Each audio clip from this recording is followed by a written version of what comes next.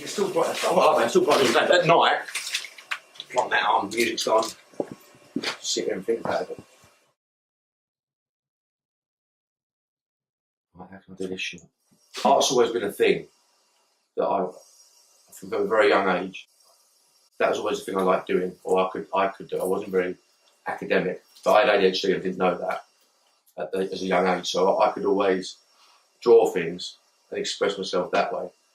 And I remember, well, I don't remember, but I was told many years after that at primary school, when we was doing art, I'd just walk off to the side of the class and stick all these bits of paper together and always trying to draw something big. And they was allowed to come and stop and watch me.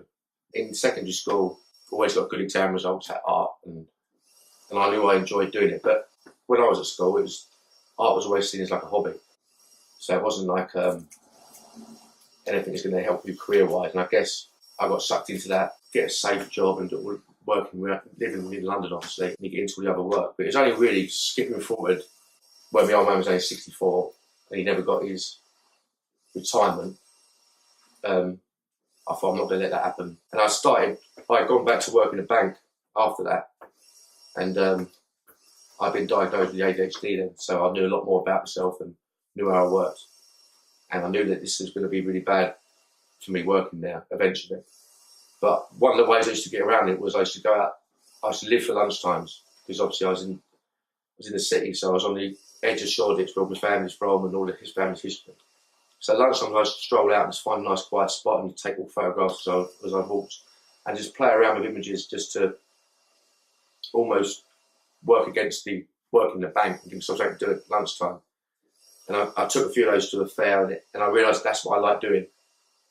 And I went to a first new artist fair at Truman's, sold a few pieces there, but realised that that's what I wanted to do and sort of decided that that's what I'm going to do. Probably least security you can possibly give yourself at 44 and now. But I always say to people, I worked in banks for 20 years and every year when something goes wrong, you fear for your work or your job. But doing this, chaos, it's what I like doing. It doesn't scare me, although the future's always less certain. But I knew then that I would do it. I mean, it's just stories of London and wanting to represent the people I knew and people who weren't here no more, especially a few friends who I lost quite young. And I didn't think there was anything that represented the people I knew in London and the places I knew. And so I wanted to sort of do something for them. So a piece of art lasts forever, doesn't it? That's what I think. A piece of art goes beyond. That's where immortality can lie. Whether you're writing a song or a poem or a piece of art, it's the thing that can live beyond you and say something about you or get people thinking about you or long beyond when you're gone. That's immortality, I think. And I think in creating memories in life, and then art, I think that's an honourable, that's the wrong word, something I need to do.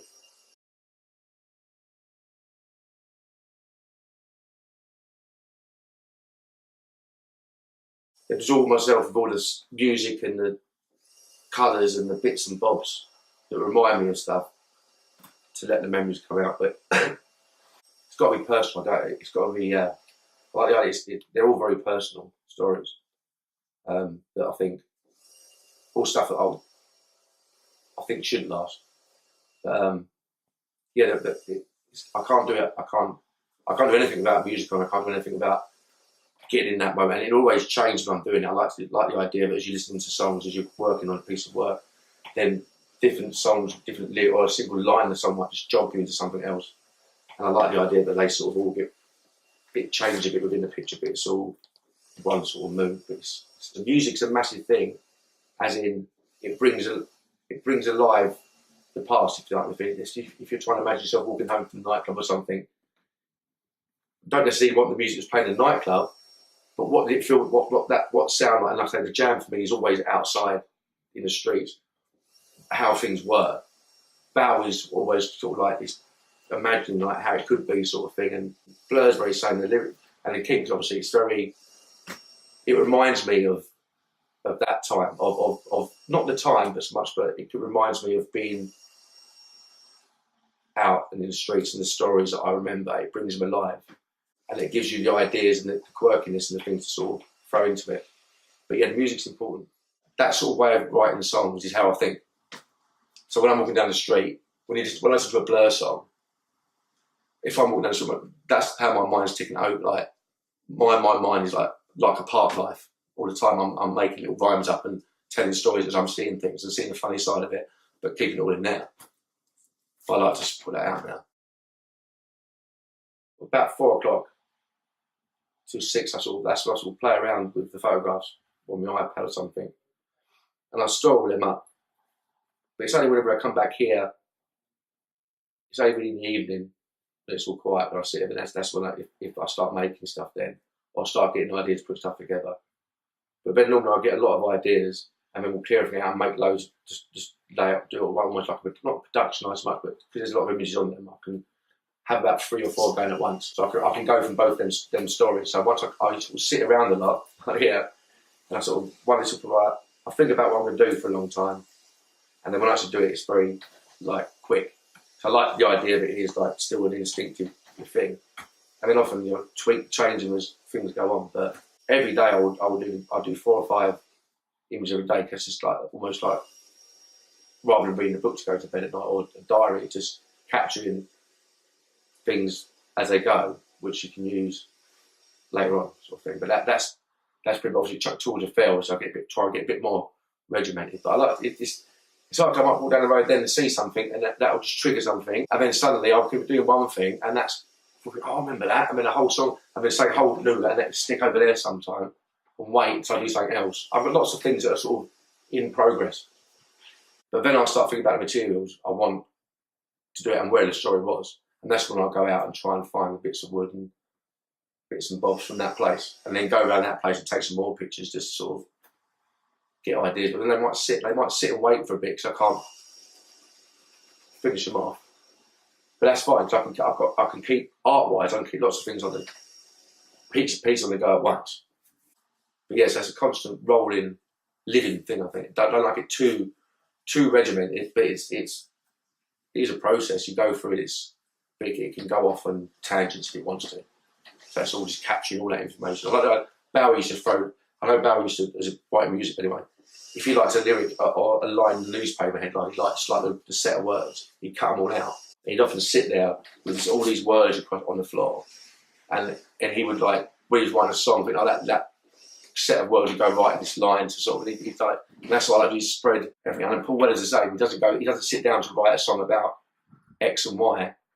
He plays around and says, that sounds good, and then put something else to it, but it suddenly becomes something.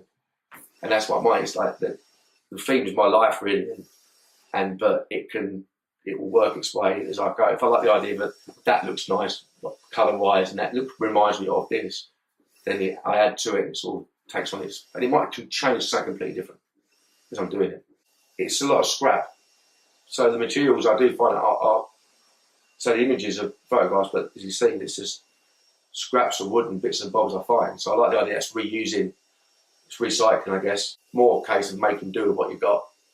So I think that's another key thing, is that people need a lot less, I think, than they think they need. And when you strip away all the it basically comes with life, then what you actually need is a hell of a lot less. And I guess that's one way of showing is that this stuff's all in skips and hanging off a wall or something, or a brick which has been broken off or built, but it's gone. But it's got a value. You can make something out of that, which sits in a contemporary world and people want to have in the house, but it is technically rubbish. That's the important part of it, is that anyone can be an artist. It's just expression. I think it's like you're expressing yourself, and that's what I'm doing. It's the only way I can really do it. In a way, I can't be the comedian, I can't be the front man, but you can get people into a piece of art and make them chuckle or say, oh, see something, like, get that humour in there and sort of play with their mind a little bit, which I can't, too old now to do the other stuff. So it's like my way of making up for the lost ground, which I can't be like I could be a rock star now, because I'm not a very good one.